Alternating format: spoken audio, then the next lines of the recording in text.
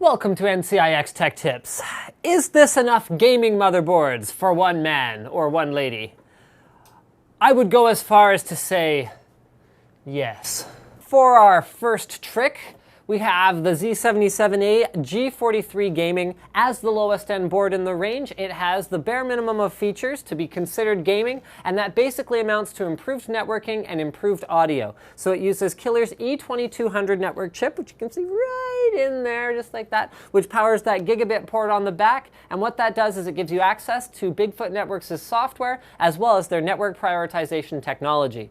Back in the day, when you used to have to spend $100+ on a dedicated card to get this, people kind of looked at it and went, it's a dubious value. Now that it's going to be built into your board, then it starts to look a lot more appealing, I suspect. We've also got Creative Sound Blaster Cinema implementation, which is a software technology that is designed to make things sound better. However, there isn't any dedicated hardware that goes with it, so it'll be up to the individual user how that affects them. It's going to be a matter of whether you like the effects that it provides, not so much that it delivers a clearer sound to noise ratio. Other than that, the advantages of the G45 versus the other ones are the fact that it has PCI slots. If you need PCI slots, you'll have to go with this one. The others are PCI Express only. It has the same red and black color scheme as the other ones. It used to be you had to pay a fortune for a board that looked decent, but fortunately those days are gone. And just like the other boards, it has OC Genie 2, which means that you can easily overclock with just one setting, and it'll just take care of everything for you. Last but not least, it's got two USB 3.0 ports at the back and two USB 3.0 ports connected to the internal header, but these are not at a right angle, which leads us to our next board. For our next trick, we get the one that to me really looks like the killer value in all of this. This is the Z77A G45 Gaming, so it has that same killer nick, killer value. It has the same creative audio solution. It adds a right angle USB 3 connector. It adds V checkpoints, which you can use to manually monitor voltage. It adds black and red to the VRM heatsinks, and more importantly than any of that, it adds SLI compatibility. It is otherwise a very similar built board in terms of the power phases, in terms of how many DDR3 slots and how many SATA 3 slots and all that kind of stuff, but it's going to be a little bit easier to build in.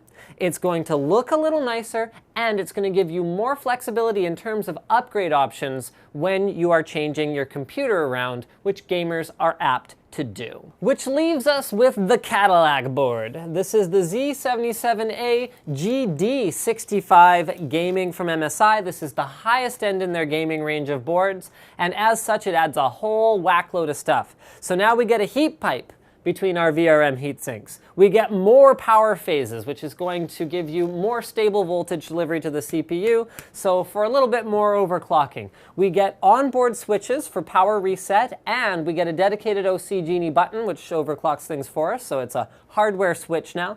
We get a more elaborate V checkpoint system that's going to be more easily compatible with your multimeter without like getting right in there with the little feed and having a little bit of trouble with that. We still have right angle USB 3. We add an additional two SATA 3 6 gigabit per second ports. We get a multi-BIOS switch, so if you brick the BIOS while you're flashing it to a new one, then you can just boop, flip the switch and your board is resurrected. I have personally used that feature on the Z77A GD65, which is otherwise quite similar to this board, other than the implementation of the Killer NIC networking and Sound Blaster Cinema audio solution. Of course, SLI and Crossfire compatibility, a post-readout debug LED display. We've also got supercharger, which means you can amply charge up your iPad or other tablet or whatever else using this more powered USB 2 header here. And you've got, pretty much everything that you would find on the other boards, except more better. All of this is fine and interesting, but without an actual system to show you guys what an MSI gaming class motherboard looks like, then we haven't really shown you much, have we?